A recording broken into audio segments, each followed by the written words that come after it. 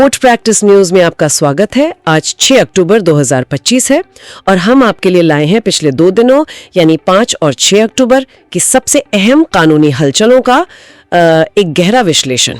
नमस्कार। जी हाँ, पिछले करीब 48 घंटों में अदालतों और कानूनी दुनिया में काफी कुछ हुआ है, काफी गहमा-गहमी रही है। बिल्कुल, सुप्रीम कोर्ट की अहम टिप्पणियां हैं, हाई कोर्ट्स के कुछ बहुत दिलचस्प निर्देश भी हैं और रेगुलेटरी बॉडीज ने भी कुछ फैसले लिए हैं। हाँ, काफी सारी खबरें हैं आज। करीब 20 मुख्य डेवलपमेंट्स हैं जिन पर हम बात कर सकते हैं। तो कोशिश रहेगी कि हर खबर के पीछे का जो मतलब है, जो उसका महत्व है, उसे समझें।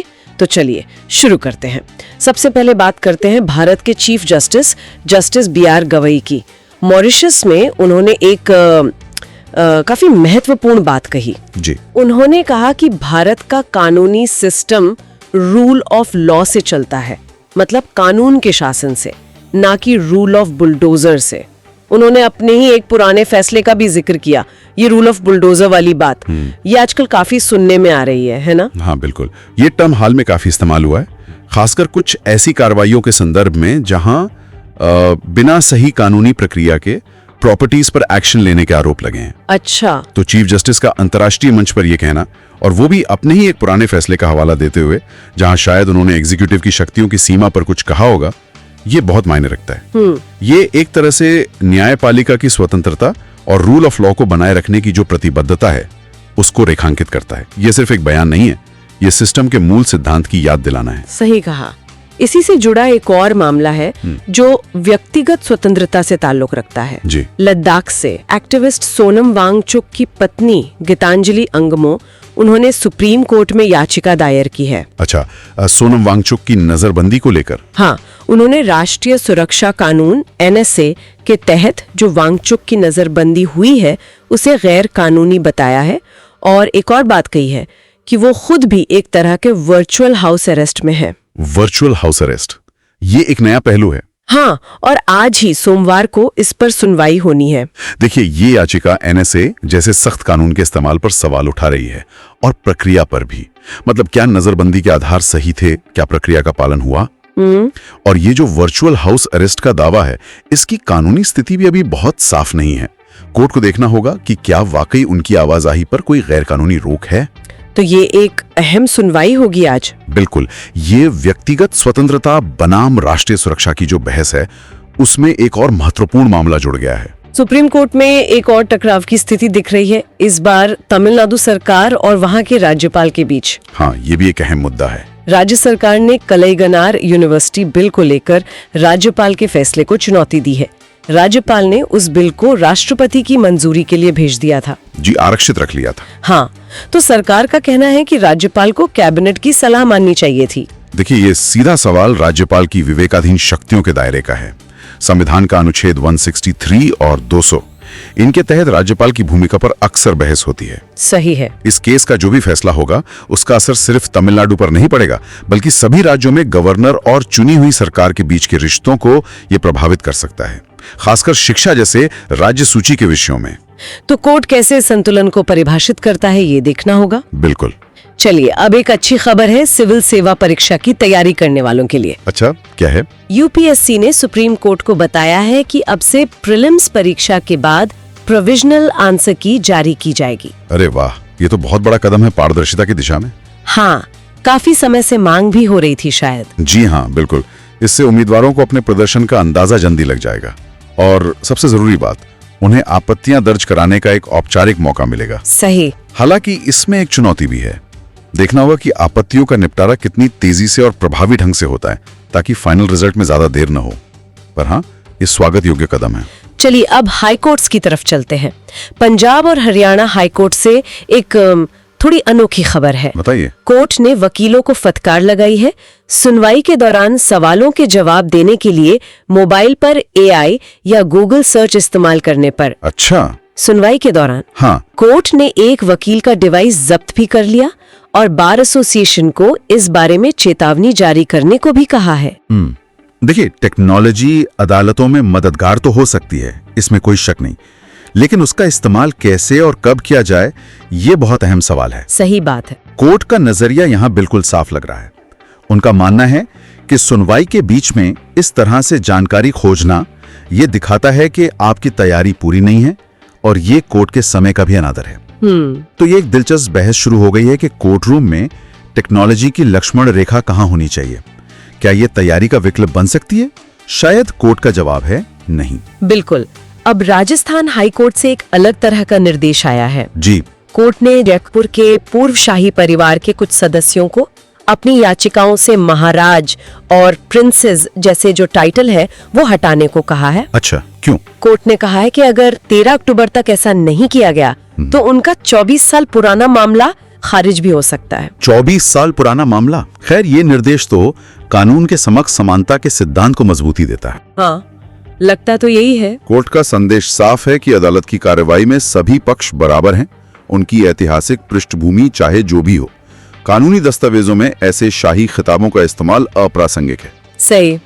अच्छा, टेक्नोलॉजी की बात हम कर रहे थे तो केरल हाई कोर्ट ने तो एक बहुत बड़ा कदम उठाया है। हाँ, वो AI वाला। जी हाँ, राज्य की सभी अदालतों को गवाहों के बयान दर्ज करने के लिए AI टूल अपनाने का आदेश दिया गया है। देखिए, ये न्याय प्रक्रिया के आधुनिकीकरण की दिशा में एक बहुत महत्वपूर्ण कदम है। AI से थियरी में बयानों की सटीकता बढ़ सकती है, रिकॉर्डिंग की स्पीड बढ़ सकती है, लेकिन यहाँ चुनौतियां भी बहुत बड़ी हैं। सबसे पहले तो जरूरी इंफ्रास्ट्रक्चर तैयार करना होगा, फिर जजों और स्टाफ को ट्रेनिंग देनी होगी। और डेटा सिक्योरिटी, गोपनीयता। बिल्कुल, डेटा की सुरक्षा और गोपनीयता सबसे अहम है। और एक और सवाल है, टेक्नोलॉजी की अपनी सीमाएं होती हैं। क्या AI गवाह के बयान की मानवीय बारीकियों को, उसके हाव भाव को पकड़ पाएगा? ये सब देखना होगा, पर शुरुआत तो हुई है। हाँ, शुरुआत तो काफी बड़ी है। अब बॉम्बे हाई कोर्ट का रुख करते हैं। कोर्ट ने नशे की लत से जूझ रहे अभियुक्तों के प्रति एक तरह से सहानुभूति दिखाने की बात कही है। अच्छा, किस संदर्भ में?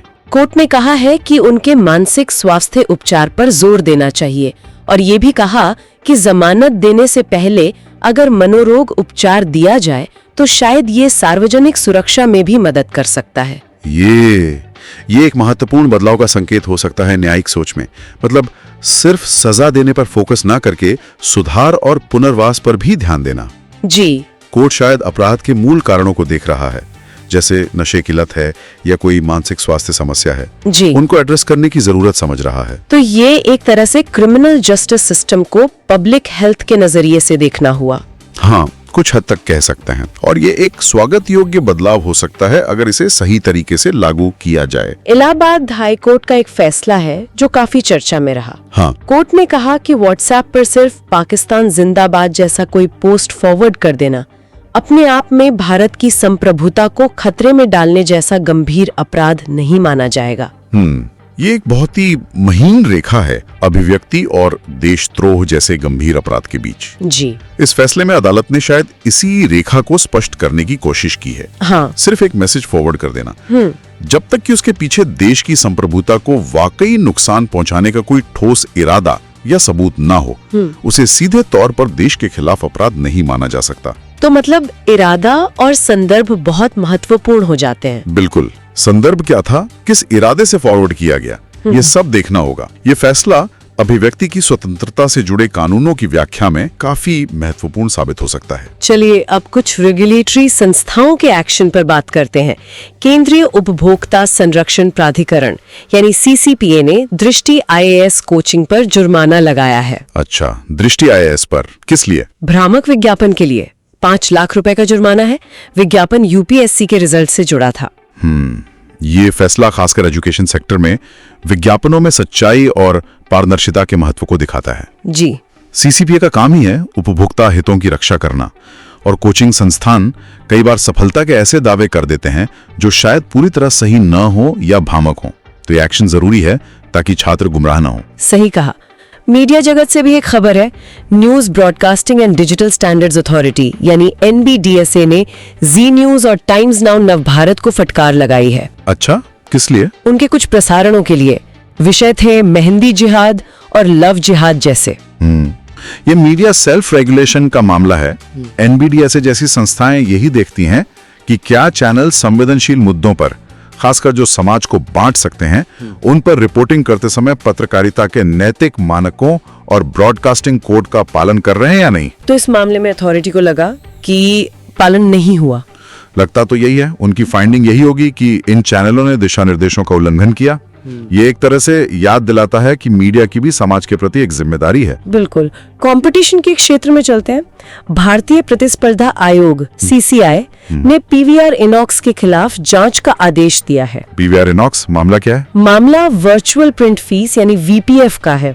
आरोप है कि मल्टीप्लेक्स चेन अपनी बाजार की ताकत का दुरुपयोग कर रही है इस मामले में। अच्छा, VPF जी, ये वो फीस है जो डिस्ट्रीब्यूटर फिल्मों के डिजिटल प्रिंट्स को सिनेमा हॉल में दिखाने के लिए देते हैं ना? जी हाँ। और PVR इनॉक्स का मर्जर हुआ था, तो अब मार्केट में उनकी हिस्सेदारी काफी बड़ी हो गई है।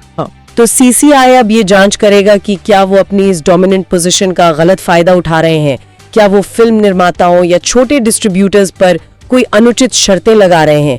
इससे मार्केट में कंपटीशन पर बुरा असर पड़ सकता है। ये फिल्म इंडस्ट्री के लिए काफी अहम मामला है। निवेशकों की सुरक्षा के लिए सेबी ने भी एक अहम कदम उठाया है। वो UPI वाला। जी, साइबर धोखाधड़ी से बचाने के लिए वैलिडेटेड UPI हैंडल की शुरुआत की है। ये बहुत जरूरी था। ऑनलाइन फ्रॉड, खासकर IPO और शेयर बाजार के लेन देन में एक बहुत बड़ी चिंता बन गए हैं। हाँ, बहुत मामले सामने आते हैं। तो ये जो वैलिडेटेड UPI हैंडल है, ये सुनिश्चित करेंगे कि निवेशक केवल सेबी द्वारा अधिकृत और वेरिफाइड हैंडल्स पर ही पैसा भेजें। इससे फर्जी स्कीम्स और धोखाधड़ी को रोकने में काफी मदद मिलेगी। ये एक जरूरी तकनीकी सुरक्षा उपाय है। बिल्कुल। अच्छा, अब कुछ और अलग अलग तरह के लेकिन महत्वपूर्ण मामलों पर नजर डाल लेते हैं। जी। एक सैनिक के परिवार को पेंशन देते हुए एक अदालत ने ये माना कि लंबे समय तक सैन्य सेवा से जुड़ा जो तनाव होता है वो कैंसर जैसी बीमारी का कारण बन सकता है। अच्छा। हाँ, लेकिन इसमें शर्त यह है कि वो कैंसर धूम्रपान से जुड़ा न हो। ये फैसला सैन्य कर्मियों के स्वास्थ्य और उनके परिवारों के कल्याण के लिए काफी अहम हो सकता है। ये एक तरह से सेवा शर्तों के कारण होने वाली स्वास्थ्य समस्याओं को मान्यता दे रहा है। जी। अदालत ने शायद उन सर्विस रूल्स का संज्ञान लिया होगा जो कुछ बीमारियों को सर्विस की कठिनाइयों से जोड़ते हैं। मिलते जुलते मामलों में ये एक मिसाल बन सकता है। साइबर सुरक्षा का मुद्दा फिर से उठा है। इस बार अभिनेता अक्षय कुमार ने चिंता जताई है। हाँ, मैंने भी पढ़ा था, उनकी बेटी से जुड़ी कोई ऑनलाइन घटना हुई थी शायद। जी हाँ, उसी के बाद उन्होंने बढ़ते साइबर अपराध पर चिंता जताई और स्कूलों में साप्ताहिक साइबर पीरियड शुरू करने की अपील की है। देखिए, ये वाकई एक गंभीर और बढ़ता हुआ खतरा है, खासकर बच्चों के लिए। और अक्षय कुमार जैसे सेलिब्रिटी की अपील से जागरूकता तो बढ़ती है। सही है, लेकिन सिर्फ अपील काफी नहीं है। स्कूलों में साइबर सुरक्षा और डिजिटल नागरिकता की शिक्षा देना अब कोई ऑप्शनल चीज नहीं रही, यह अनिवार्य जरूरत बन गई है। इसके लिए एक प्रॉपर सिलेबस और ट्रेन टीचर चाहिए होंगे। बिल्कुल। उत्तर प्रदेश के संभल से खबर है, वहाँ एक कथित अवैध मस्जिद के विध्वंस का मामला चल रहा है। हाँ। उसमें इलाहाबाद हाई कोर्ट ने मस्जिद कमेटी की याचिका खारिज कर दी है। याचिका में विध्वंस पर रोक लगाने की मांग की गई थी। अच्छा, याचिका खारिज हो गई, तो इसका मतलब यह है कि कोर्ट ने रोक लगाने से इनकार कर दिया है। जी। अदालत ने शायद याचिका को कानूनी या प्रक्रियात्मक आधार पर खारिज किया होगा, लेकिन इसका मतलब ये नहीं कि विध्वंस से जुड़े सारे कानूनी सवाल खत्म हो गए। याचिकाकर्ता शायद दूसरे कानूनी रास्ते अपनाएं, पर फिलहाल रोक नहीं है। तमिलनाडु के करूर में जो भगदड़ हुई थी, जिसमें कई जाने गईं, हाँ, बहुत दुखद घटना थी वो। उस मामले में मद्रास हाईकोर्ट ने SIT जांच का आदेश दिया है और कोर्ट ने टीवी के नेताओं, खासकर विजय की आलोचना भी की है, कथित तौर पर घटनास्थल से चले जाने को लेकर। अदालत का रुख काफी सख्त लग रहा है। SIT जांच का मकसद सिर्फ घटना के कारणों का पता लगाना नहीं होगा, बल्कि लापरवाही और जिम्मेदारी तय करना भी होगा। जी।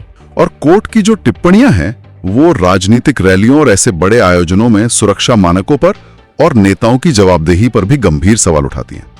कोर्ट ने भविष्य के लिए सख्त SOP बनाने पर भी जोर दिया है। सही है। अच्छा, गैंगस्टर लॉरेंस बिश्नोई से जुड़ी भी एक खबर है। क्या? मोहाली की एक अदालत ने उन्हें आर्म्स एक्ट के एक पुराने मामले में बरी कर दिया है। अच्छा, बरी कर दिया। देखिए, यहाँ ये समझना जरूरी है कि ये फैसला सिर्फ उस खास आर्म्स एक्ट केस से जुड़ा है। अदालत का फैसला उस मामले में पेश किए गए सबूतों के आधार पर होता है। हो सकता है अभियोजन पक्ष पर्याप्त सबूत पेश नहीं कर पाया हो। इसका मतलब ये नहीं है कि बिश्नोई पर जो दूसरे कई गंभीर मामले चल रहे हैं उन पर कोई असर पड़ेगा। ठीक है। राजस्थान हाईकोर्ट से एक और मामला है जो हमारी व्यवस्था की सुस्ती को दिखाता है। कैसा मामला? कोर्ट ने एक व्यक्ति की मृत्यु के 24 साल बाद उसके परिवार को फैमिली पेंशन और डेथ ग्रेचुइटी देने का आदेश दिया है। 24 साल? ओहो, ये तो न्याय में देरी का एक बहुत ही चौंकाने वाला उदाहरण है।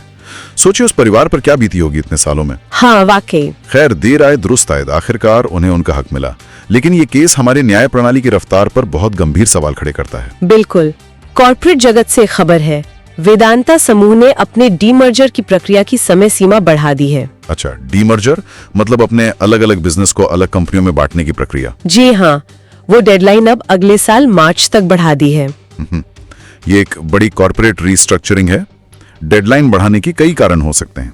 हो सकता है मार्केट की हालत अभी ठीक ना हो या रेगुलेटरी अप्रूवल में टाइम लग रहा हो। हाँ, कुछ भी हो सकता है। इसका असर कंपनी के शेयर्स और निवेशकों पर पड़ सकता है। न्यायपालिका के अंदर की जवाबदेही की बात करें तो बॉम्बे हाईकोर्ट ने भ्रष्टाचार के आरोपों में 2 निचली अदालत के जजों को बर्खास्त कर दिया है। ये एक बहुत कड़ा कदम है और जरूरी भी है न्यायपालिका में शुचिता बनाए रखने के लिए। जी। इससे ये साफ संदेश जाता है कि भ्रष्टाचार को किसी भी लेवल पर बर्दाश्त नहीं किया जाएगा और जुडिशियल ऑफिसर्स से उच्च नैतिक मानकों की उम्मीद की जाती है। और अंत में एक बहुत अच्छी सकारात्मक पहल की खबर है। बताइए। दिल्ली हाईकोर्ट बार एसोसिएशन ने हाल में जो बाढ़ आई थी उससे प्रभावित लोगों की मदद के लिए पंजाब के अजनाला इलाके में एक गांव है कामीपुरा, उसे गोद लिया है। अरे वाह, ये तो बहुत ही सराहनीय कदम है। हाँ, मुझे भी सुनकर बहुत अच्छा लगा। ये कानूनी समुदाय की सामाजिक जिम्मेदारी का एक बेहतरीन उदाहरण है। वकीलों का इस तरह आगे आकर आपदा पीड़ितों की मदद करना, ये दिखाता है कि कानून सिर्फ एक पेशा नहीं है, ये समाज सेवा का भी एक माध्यम है। बिल्कुल सही कहा। तो ये थी पिछले 2 दिनों की करीब 20 अहम कानूनी खबरें और अदालती गतिविधियां। Supreme court, high court, regulators, सामाजिक मुद्दे, हमने काफी कुछ कवर करने की कोशिश की। हाँ बिल्कुल। आज की चर्चा से एक बात तो साफ दिखती है कि कानून और टेक्नोलॉजी का जो संगम है वो बढ़ता जा रहा है, चाहे वो कोर्ट में AI का इस्तेमाल हो या फिर साइबर सुरक्षा की चिंताएं। साथ ही संवैधानिक संतुलन के सवाल, व्यक्तिगत स्वतंत्रता के मुद्दे, सामाजिक न्याय, ये सब लगातार अदालतों के सामने आ रहे हैं और नियामक संस्थाएं भी पहले से ज्यादा सक्रिय दिख रही हैं, चाहे वो कंज्यूमर प्रोटेक्शन हो या कंपटीशन लॉ। सही कहा। ये देखना वाकई दिलचस्प होगा कि आने वाले समय में ये मुद्दे कैसे आगे बढ़ते हैं और हमारी संस्थाएं इन नई चुनौतियों का सामना कैसे करती हैं। एक सवाल मेरे मन में आ रहा है जी, कि जैसे जैसे टेक्नोलॉजी न्याय प्रणाली में इतनी गहरी पैठ बना रही है, कहीं हम अनजाने में मानवीय विवेक और सहानुभूति को पीछे तो नहीं छोड़ रहे हैं? ये सोचने वाली बात है ना? हाँ, ये एक बहुत महत्वपूर्ण सवाल है जिस पर विचार करना जरूरी है। संतुलन बनाना होगा। कोर्ट प्रैक्टिस न्यूज सुनने के लिए आपका धन्यवाद।